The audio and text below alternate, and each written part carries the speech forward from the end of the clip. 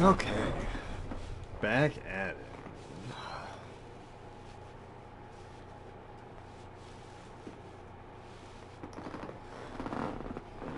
Back at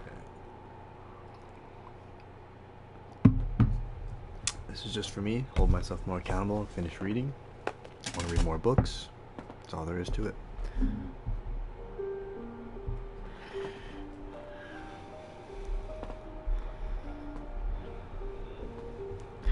Gotta get that. Okay. That's cool. Okay.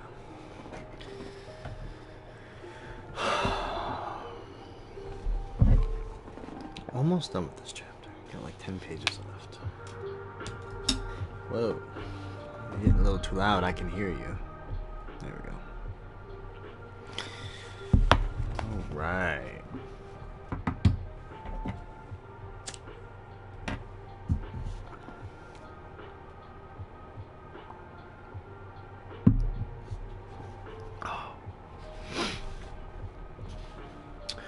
Things moved very quickly. The following week, Doug and I flew across the country to Washington for new senators' orientation. A bipartisan group of senators and their spouses hosted us for 3 jam-packed days of sessions, during which we were informed about Senate rules and procedures, ethics, and how to set up a Senate office. Doug studied the spouse's binder like a Talmudic scholar. Nathan Barracan, my number 2 in the California Department of Justice, agreed to move his family to Washington, and he began the intensive process of selecting and vetting my new team as my chief of staff.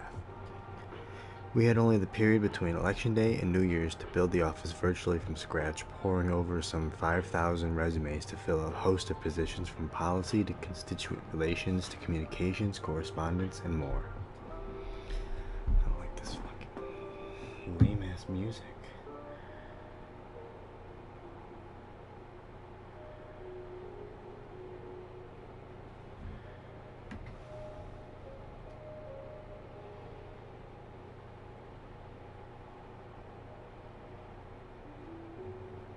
Jazz.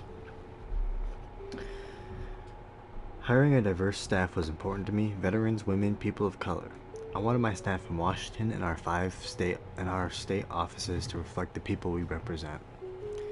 Ella was now in her senior year of high school, which meant that Doug would be spending at least every other week in Los Angeles. This was the hardest part of it all, being away from Ella. Before becoming a senator, I had gone to every one of her swim meets, every one of her basketball games. Kirsten and I usually embarrassed Ella as we sat together and loudly cheered her name. I hated that I would have to miss some of those games now. And I hated that we have so much less quality time in person, especially because she was about to go off to college, as Cole had done several years earlier. I was committed to flying home as many weekends as I could, which was important to me for so many reasons. To see my constituents, feel the pulse on the ground, and crucially, cook Sunday family dinner. The worst was several months later when I realized I wasn't going to be able to go to Ella's graduation. Fired FBI Director James Comey had been invited to testify before the Senate Intelligence Committee that same day about the Russia investigation and his firing. And given the significance to our national security, there was no way I could miss it. When I called to tell her, she was so understanding, but I felt awful about it. I had conversations with some of my female colleagues afterwards. Maggie Hassan bucked me up. Our kids love us for who we are and the sacrifices we make, she said. They get it. In the case of Ella and Cole, I'm so lucky to know that's true. When the hearing was over, I dashed to the airport and flew back to California. I missed the graduation ceremony, but made it home in time for the family dinner that night. Doug and I rented a temporary apartment not far from the Capitol, along with minimal furniture, a pair of stools, a bed, a fold-out couch for when the kids came to visit, and, for Doug, a big screen TV. With things happening so quickly, there wasn't much time on the margins for grocery shopping or cooking, though I did make turkey chili one night and froze enough to last us for weeks. I was sworn in on January 3rd, 2017 by Vice President Joe Biden during his final month in office and moved into a basement office alongside other newly elected senators. While not every Senate committee had available seats, I was appointed to 4 based on my expertise and background: intelligence, homeland security, budget, and environment and public works. 1 week later, the Homeland Security Committee held a confirmation hearing for General John Kelly, who had been nominated for Secretary of Homeland Security. I chose to focus my questions to him on the Deferred Action for Childhood Arrivals Program, DACA, which was created in 2012 by the Obama administration to protect eligible undocumented youth from deportation and allow them to obtain work permits. Hundreds of thousands of DACA recipients around the country are afraid right now for what this incoming administration might do to them and what also might be their unauthorized family members. I said. I went on to explain that in order to qualify for the program, recipients had submitted extensive paperwork to the federal government, including detailed information about themselves and their loved ones. Each person's case was reviewed and vetted according to this specific criteria. The young person must not have been convicted of a felony, a significant misdemeanor, or 3 or more misdemeanors.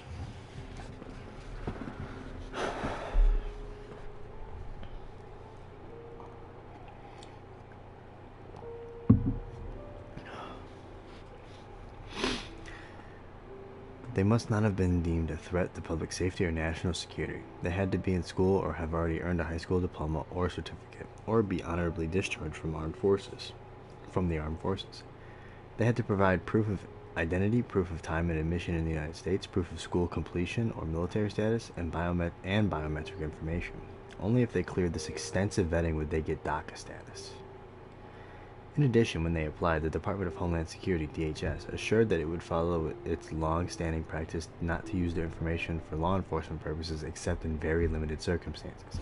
These young people, I said to General Kelly, are now worried that the information they provided in good faith to our government may now be used to track them down and lead to their removal. Hundreds of thousands of them have relied on our representations. Do you agree that we would not use this information against them? I asked. Kelly wouldn't directly answer the question. I next read to him from a government document, frequently asked questions about the DACA program.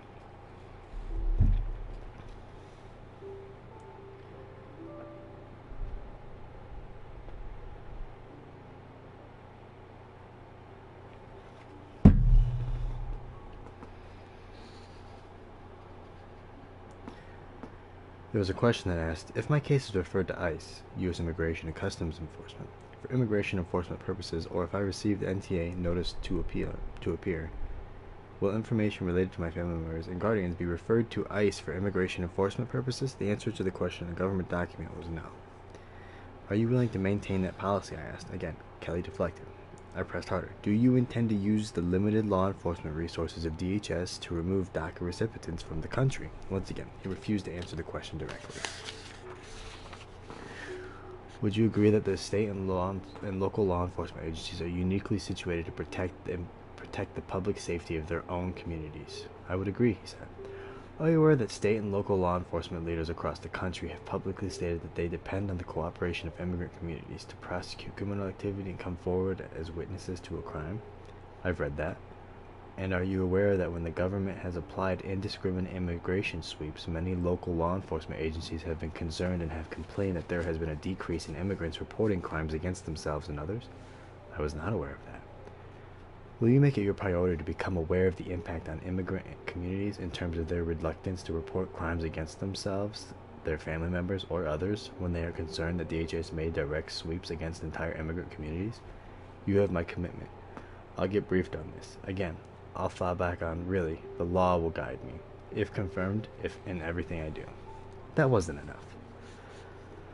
As a former district attorney and attorney general, I had a lot of experience with this issue. I knew that victims of crime, be it rape, be it child sexual assault, be it fraud, simply will not come forward if they believe they are the ones who will be treated as criminals. I also knew that predators use this knowledge to their advantage, exploiting the vulnerability of certain groups who know they will keep quiet. I don't ever want a victim of a crime to be afraid to wave down a passing patrol car to get help. Such a system serves the predators, not the public. It renders all of us less safe. As Attorney General, I had crafted legislation to help ensure that undocumented immigrants who stepped forward to testify about crimes or report them were shielded from deportation for doing so. I knew this would help prosecutors obtain convictions while strengthening the relationship trust between law enforcement and immigrant communities.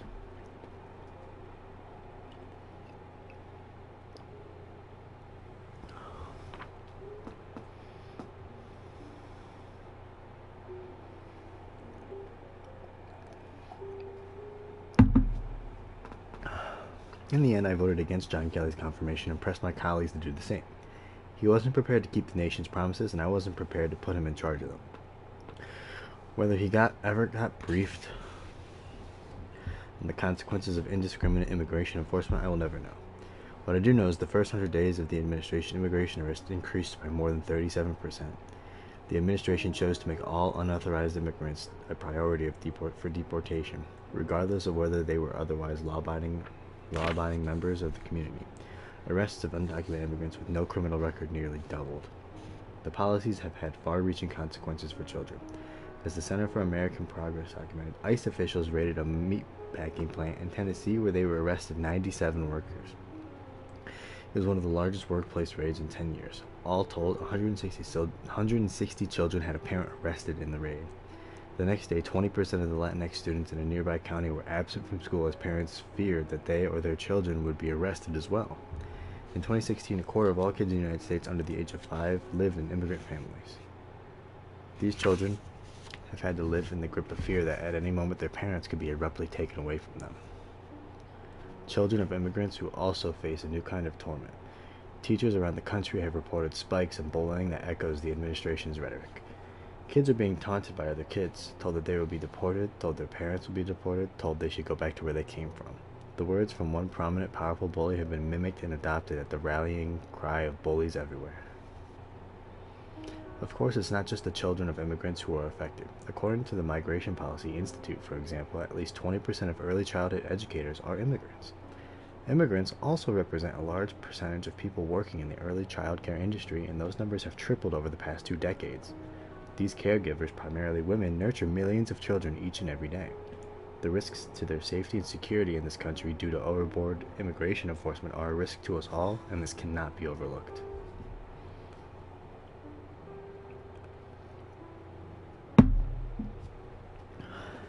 On January 20th, 2017, I attended the presidential inauguration along with fellow members of the United States Congress. My Senate colleagues and I gathered in the Senate chamber and walked 2 by 2 through the Capitol building, exiting the West Front onto the inaugural platform, where risers and chairs were arrayed for the ceremony. As we walked to our seats, we were handed plastic ponchos in case of rain. Doug was sitting with his new pals and spouses in the spouses section, closer to the stage than I was. He turned around and gave me a wave. Some twists of fate, the skies opened up just as the transition of power was complete. Some supporters of the president took the rain as a sign of blessing. But for me, and so many others, dark clouds were settling in.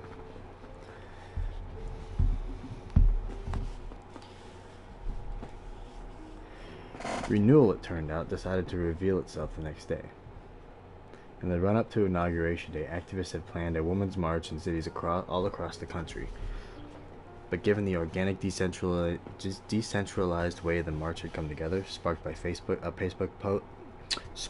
Facebook post from a grandmother in Hawaii the day after the election and organized in a matter of weeks by a diverse group of activists, many of whom had never met before, no one knew exactly how it would unfold. Reality exceeded all expectations. More than 4 million people showed up in the streets nationwide, with sister marches in countries around the world. In Washington, the crowd was so massive that it packed the entire route end to end, a vibrant sea of pink-hatted people of all ages, races, genders, and orientations. Marchers carried handmade signs that expressed the full range of emotions we all felt, from disbelief to determination, horror, purpose, and hope. It's 2017. What the fuck? Still I rise. Girls just want to have fundamental rights. Men of quality don't fear equality. We the people. I saw white-haired grandmothers and blue-haired college students, flannel-clad hipsters and down-jacketed soccer moms, toddlers and strollers and teenagers in the streets, men and women in solidarity side by side. Amazingly, amid the throng, I ran into Aunt Lenore, who engulfed me in a giant bear hug. She told me that her daughter Lila, who was at the time a leader in the Service Employees International Union, SEIU, was in the crowd as well. They had come out to march together, carrying forward the banner of social justice that Lenore and my mother held high as students at Berkeley half a century before.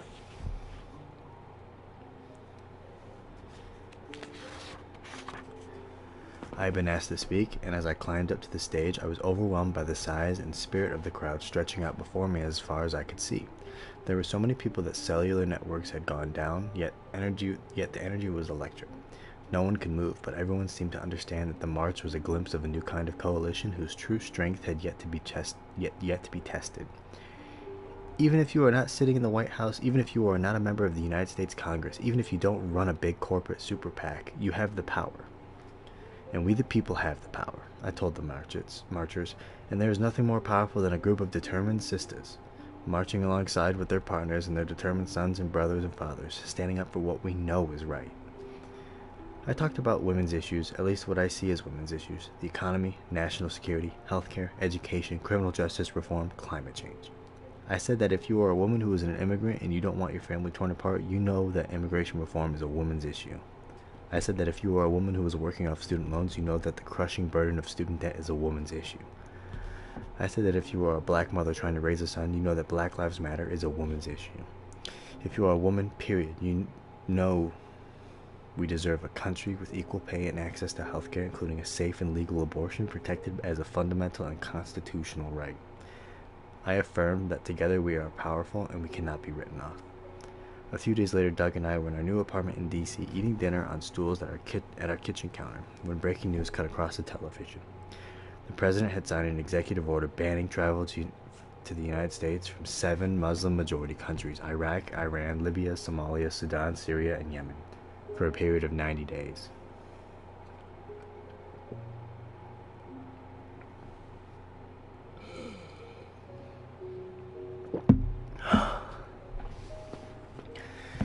He barred refugees from coming to the United States for 120 days and barred refugees from Syria indefinitely. Travelers started getting detained at airports, unable to speak with lawyers. Families were panicking as their loved ones failed to emerge from airport security. I received calls from activists and lawyers, including Mina, who had rushed to airports to try and help people who were being detained. There was chaos. So I called John Kelly. By then, he had been confirmed as Secretary of Homeland Security, and I needed to find out what was going on and make sure that anyone being detained would get access to a lawyer. There were a lot of ways Secretary Kelly could have shown his responsiveness, a lot of information he could have provided. Indeed, the American people had a right to this information, and given my oversight role in the Senate Homeland Security Committee, I intended to get it. Instead, he said gruffly, "Why are you calling me at home with this?" This was his chief concern. That was his chief concern. By the time we got off the phone, it was clear that he didn't understand the depth of what was going on. He said he'd get back to me, but he never did. And by the next day, the nation had erupted in spontaneous protest, knowing full well that the travel ban was really a Muslim ban, and that there was few things more antithetical to our founding ideals. Enshrined in the First Amendment is the notion that not only would America establish no official religion of its own, but the government has no authority to prohibit anyone's activities based on their religion. I was new to Washington and still learning how things worked. This episode taught me that calling this Secretary of Homeland Security was a wasted effort. We needed a law. The first bill I introduced in the Senate was Access to Counsel Act, which prohibits federal officials from denying access to a lawyer for anyone detained trying to reach the United States. But we were in an uphill fight, made harder by the political circumstances of the moment. 4 days after the travel ban was executed, Neil Gorsuch was nominated to the Supreme Court to fill a seat that had been open since Antonin Scalia's death almost a year earlier. President Obama had nominated a highly respected United States Circuit Judge, Merrick Garland, to serve, but in the unprecedented show of partisan obstruction, Republicans refused to hold even one hearing on Garland's nomination. They were rewarded for their what?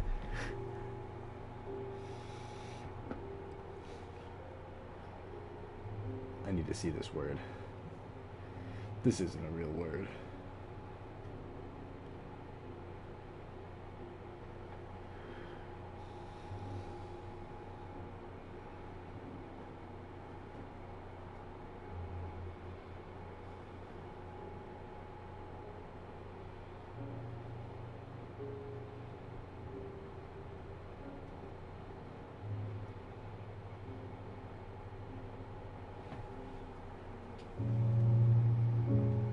Recalcitrance. Recalcitrance. Wow. They were rewarded for the recalcitrance. Gorsuch was confirmed by the Senate in April 2017, shifting the balance of power to the court back towards the conservative justices. 15 months later, Justice Gorsuch cast the deciding vote in one of the most shameful decisions in the Supreme Court's recent history, the decision to uphold the president's travel ban. That is the end of Chapter 5, Wedding Bells. We're now going to be going to We Are Better Than This, Chapter 6. I think I am going to keep reading because it's not even 10:30. So let me see. How many pages is this chapter?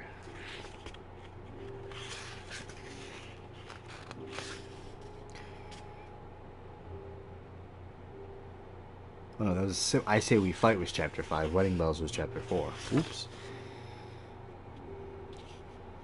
Less than 30 pages. Most of these chapters are less than 30. So here. Is there a way to change the name of stream so that I can broadcast settings?